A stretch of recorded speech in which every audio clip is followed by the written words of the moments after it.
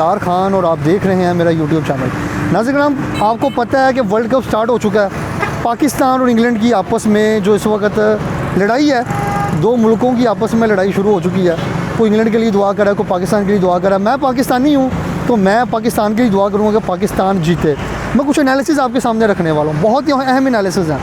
आपने नोटिस किया होगा अभी जो इस वक्त मैं वीडियो बना रहा हूँ तकरीबन 1:35 पे 29 स्कोर है, एक आउट है। नंबर 30 स्कोर, एक आउट है और तकरीबन 5 ओवर हो चुके हैं।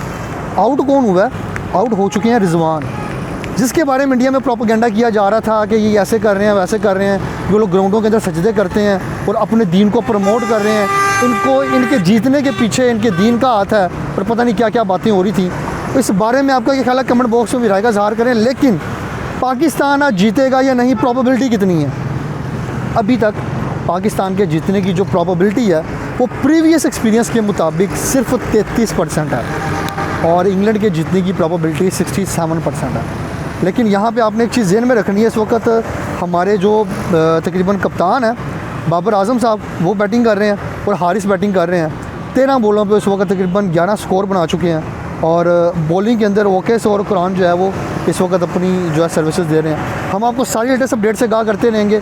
आपने बताना है कि क्या पाकिस्तान को आज जीतना चाहिए। अगर जीतना चाहिए कमेंट बॉक्स के अंदर यस करें, कमेंट बॉक्स के अंदर यस लिख के अपनी राय का इज़हार करें। अपना ख्याल रखिएगा। अल्लाह हाफ़िज़। पाकिस्तान जिंदाबाद, पाक फ़ौज जिंदाबाद।